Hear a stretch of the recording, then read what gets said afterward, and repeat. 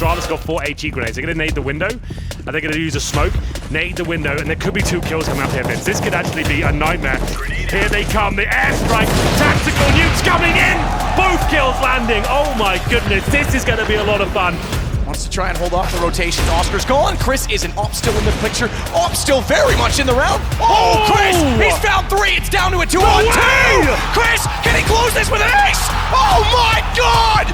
Chris, the Wolf of Wall Street gets an ace, and it's championship point esports. Anything to work with. Just going to be trying to get one more frag out of it. Smoked out, bombed down. Everyone chasing down. Gets a trap, but the knife comes in. Simple, of course. Stabs him straight in the chest. That was maybe the only chance, but Guardian comes back in. Oh, Guardian, he gets 2. There's still more to go, though. Cloud9 must pop the bomb. The peaks come in, but Guardian will not stop. 1 more to go, and Guardian gets them all.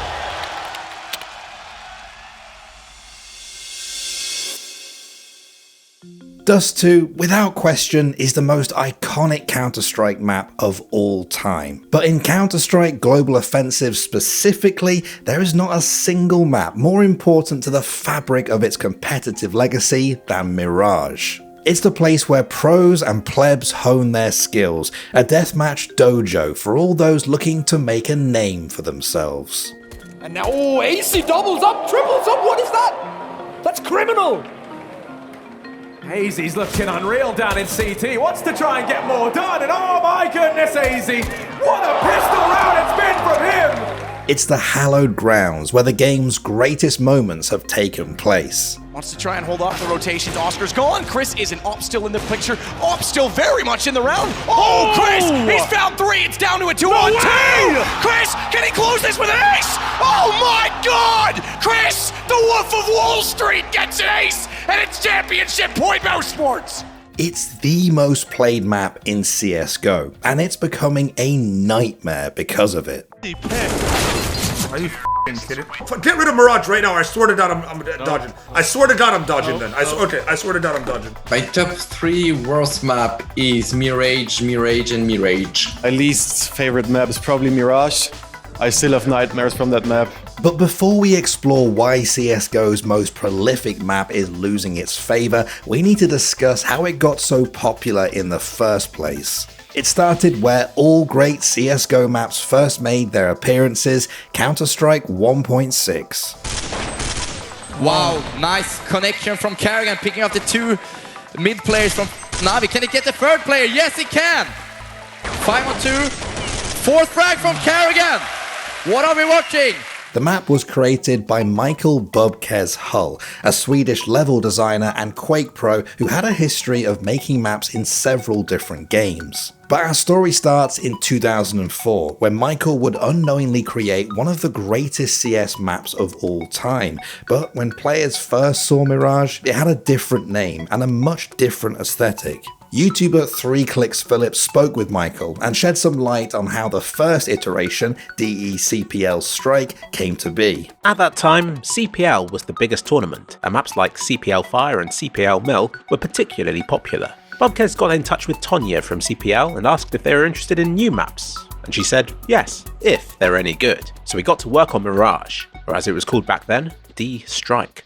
Later, in 2007, DECPL Strike would get ported over to Counter-Strike Source, and soon after, Bubkes went back into the 1.6 version to make some layout changes and rename the map Mirage. Looking like the love child of Dust 2 and Inferno, Mirage would find its way into the professional map rotation for Source tournaments outside of CPL. And just days into the release of CSGO, Mirage would get ported over by a user named Mad Max. Valve couldn't ignore the map's insane popularity, so in 2013 they created their own official version and added it to the pool. That bomb plant's already been happening for quite a while here, so Hiko and Sean, that's a good kill from Hiko, but they realize Dupree's still in there somewhere. They're gonna try and go for it here. They want to go all in. Hiko comes in with another kill, and back to a 2-on-2. That bomb's so far ticked. They gotta move quick right now. They're going for it. The defuse is already happening. Hiko, are you kidding me? He's gonna go for it. They win the round. Hiko picks up a triple and Cloud9 win it. What? They're a man to the good here, Virtus Pro, but that is massive. But Snacks is walking around and just walking in a Snacks wonderland. He gets himself a hat-trick of finished off the job. Mirage being added to the competitive map pool changed CSGO forever, and in a lot of different ways. Another jumping shot, another one, and another passer. It had an iron grip on the community. Everyone was queuing it back to back, both pros and casuals alike, and over the next 5 years it will become the most popular map in the history of CSGO. There was a little bit of something for everyone on Mirage, and players couldn't get enough. Mirage became CSGO's de facto battleground. Every pro team worth its salt grinded this map until they knew every inch, and for good reason. It is still a Tech 9 though for Snacks as Neo falls, which starts to turn the favor into Navi's. Seized in the open, nearly gets caught toward the sandwich as Pasha, and he will go down eventually on the repeat, but not before Snacks gets one. Flamey's on it, you called it, they're on the defuse, it's a championship inside smoke! Navi! Mirage is a familiar yet very different map in a lot of ways. Its sniper nest is reminiscent of Inferno's window room, yet it plays a much larger role in how the map plays out. Its catwalk is clearly inspired by Dust 2's, but it also provides cross-map coverage. For everything it borrows from other maps, it adds entirely new, unique angles and boosts that have allowed for incredible creativity. Favorite map currently would have to be Mirage. I think it's very evenly sided. It's not very like maps like Nuke or Train where it's very CT sided, whereas Mirage I feel like you can do a lot of things on both sides, so it's very fun to play. Mirage is also just one of those special maps that are easy to learn but hard to master. It has extremely long angles and fast rotate paths that are built for more puggy playstyles. Seemingly a 3-on-2, a 5-on-2, right, every single time. Still winnable. Fallen needs the ace clutch. He's got two. Oh, come on, Fallen. Yeah, the blood's flowing now. Fallen, another. Oh, he gets it. The ace for Fallen, and my goodness. But over the years, it has also proved to be an amazing training ground for developing and practicing the basics of site execute, smoke lineups, and map control. Heroic throw fast right side A smokes from spawn and flashes over ramp. Heroic rushes out ramp and preemptively smoke ramp to extinguish RPK's molly. RPK gets blind and Borup gets the kill onto him. Heroic takes site and plant default.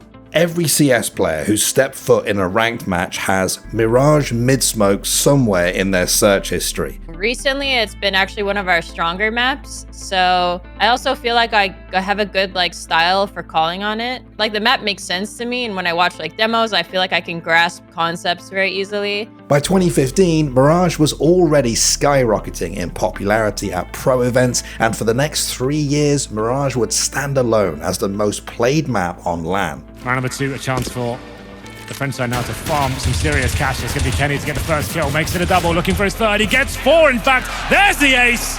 During that period, a lot of tournaments felt like they were decided by who had the best Mirage, and the most dominant teams during that era fought to be its kings. And he might get a free one. Oh my goodness, Hunden is not looking. This is so horrendous. He's looking for the next player now. He can get information on where the next player is. This is fantastic here from Pasha. He can even keep moving, and there it is. He can spot the next player. Oh my god, Pasha! How did they not? Oh, it's just unbelievable. What do you say to that, Jay? Round, Dennis is spamming up through the bench, leaving Coldzera in a 1-on-4. There's the first. Looking for a second, he connects it. Oh, and he gets a third as well. Surely he's not going to pull this one off. Oh, Coldzera! The man, the myth, the beast! And look at this, more mind games coming in. Estrada's got 4 HE grenades. They're going to nade the window, and they're going to use a smoke, nade the window, and there could be 2 kills coming up here, Vince. This could actually be a nightmare. Here they come, the airstrike, tactical nukes coming in! Both kills landing! Oh my goodness, this is going to be a lot of fun.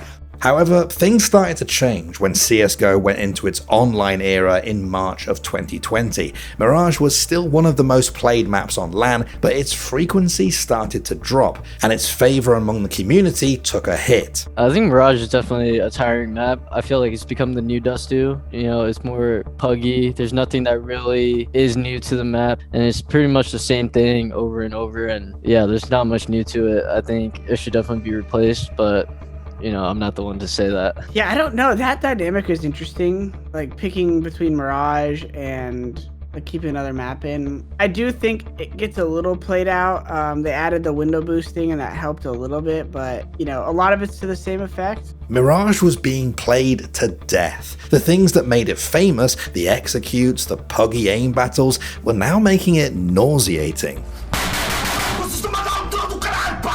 And that feeling of fatigue made its way into ranked matchmaking. To this day, it is still the most played map, but the strain is clearly being felt.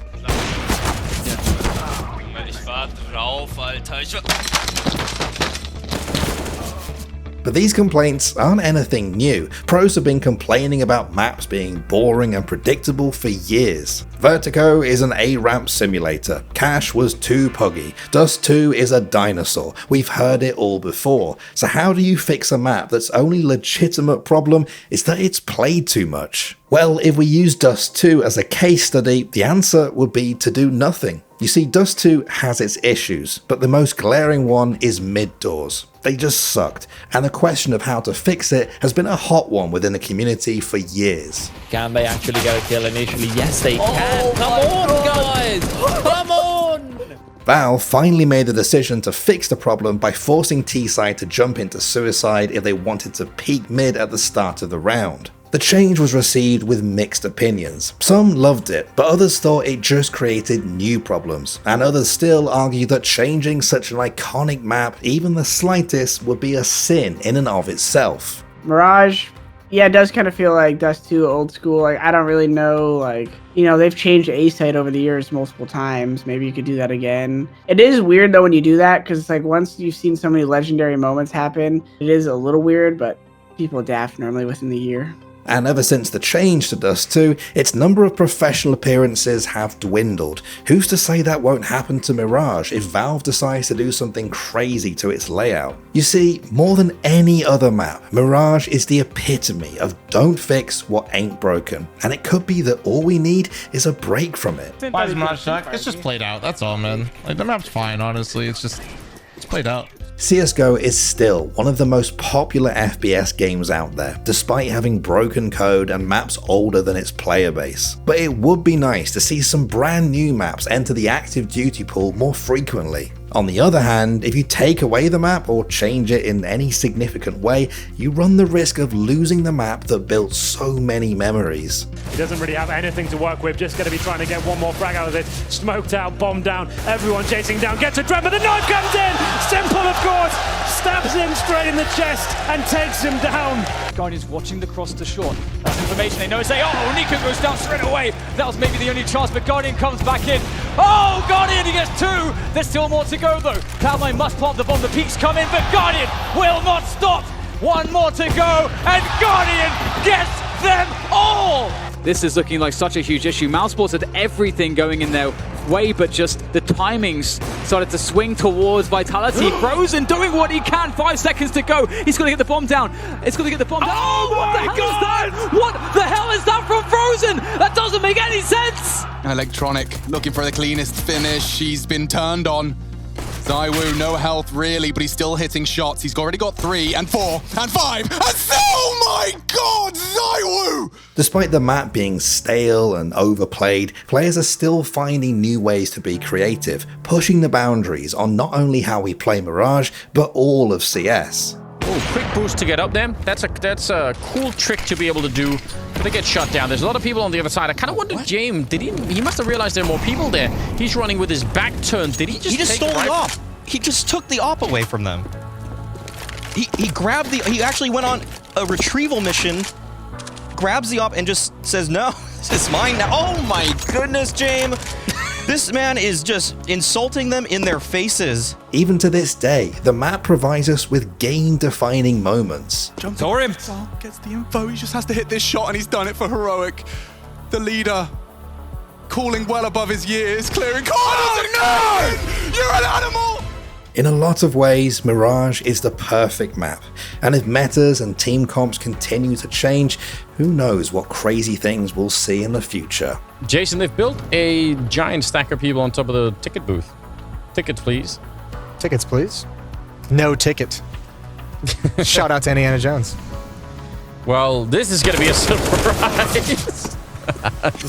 One of the stupidest things I've seen in a long time.